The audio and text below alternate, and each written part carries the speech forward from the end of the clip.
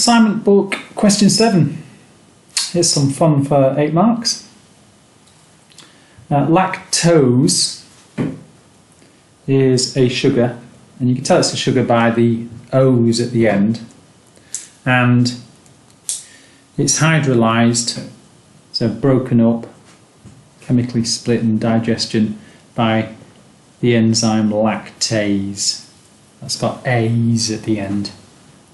And lactase in humans and other mammals is produced as you get milk from the mother as your only source of food.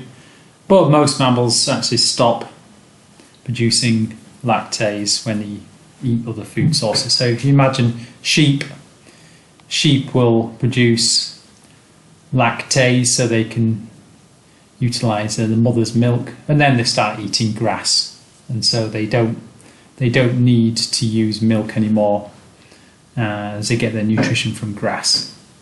So mammals, like humans, are much the same, but recently mammals have been able to use milk through adulthood, and that's called this thing called lactase persistence. And they tell us that is a dominant allele, which might be useful later.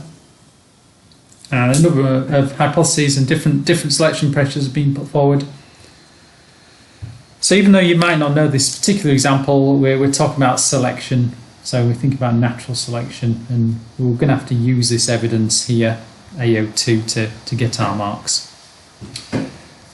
So part A, one hypothesis for lactase persistence suggests that selective pressure was related to some human populations farming cattle as a source of milk. Describe how farming cattle as a source of milk would have led to an increase in lactase persistence. So you think this might be quite tricky, but we're just trying to get our natural selection theory in here. So our lactase persistence will originally have been due to a mutation, not caused by drinking milk, just a random mutation. So all natural selection is just driven by random mutations. And as milk is a nutrient, so milk contains useful nutrients. We're thinking about why this would be a selective advantage. So if you've still got access to milk from cows, then using milk would be advantageous. So milk contains useful nutrients, e.g. sugars, protein. So for example, sugars with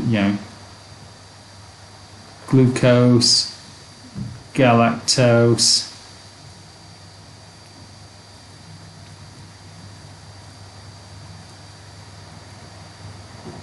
lactose are the ones that you know about from your biomolecules topic. So you can imagine individuals that have got LP, lactase persistence, will be at an advantage. So they're more likely to survive and reproduce. So people with lactase persistence more likely to survive and reproduce because they're farming cattle now and they've got milk, and they can then use this milk. Alternatively, for that mark, you could say, you talk about this advantageous allele. They have the advantageous allele, so can survive and reproduce. And so the frequency of this allele will then increase in the gene pool or the population over time. So the frequency of the lactase persistence allele will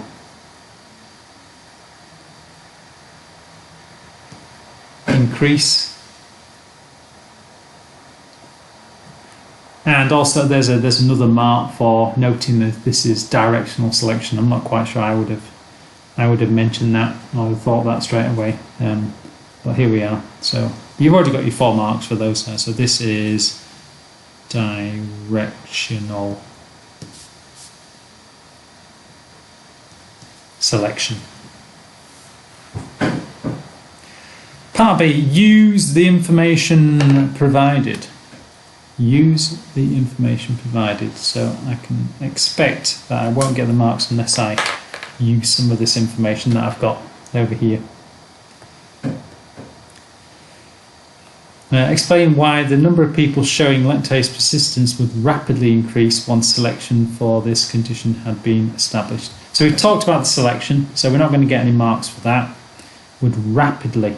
Why is that in bold? So using our information, we've got this sort of thing about it being the dominant allele. Well, you can imagine if it's a dominant allele, then even if the person is heterozygous, then that's going to be expressed. So you can imagine it spreading quite rapidly. So the first mark is really for suggesting that this is the dominant allele. So allele for lactase persistence is dominant. And then the second mark is just really expanding on that. And, you know, do you know what dominant means? So it's always expressed if present.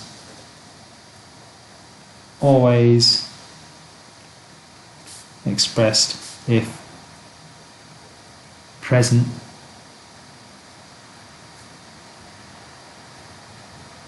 Even if, you know, even in the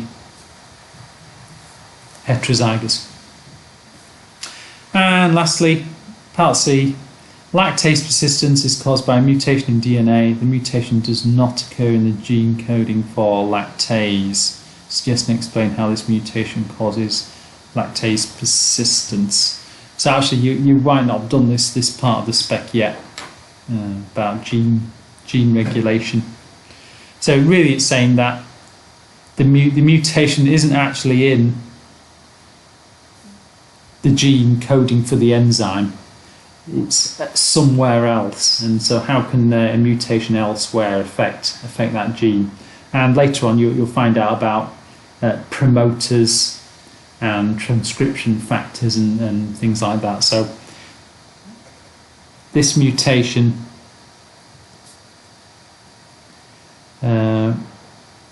might be in, you know, some of these places. For example, in the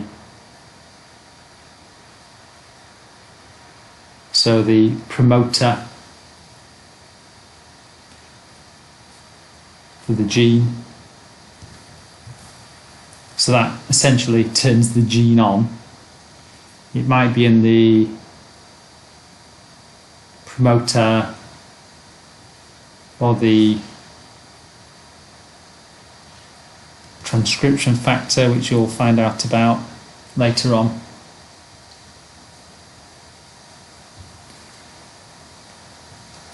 Or indeed the mutation might be in the gene for this transcription factor. Transcription factor, which is something that's required for the gene to be expressed. So don't worry about those last two marks at the moment. These questions are always a mix of topics, but you know, the original 6, hopefully you've got, or maybe 4 out of 6 would be a good mark there.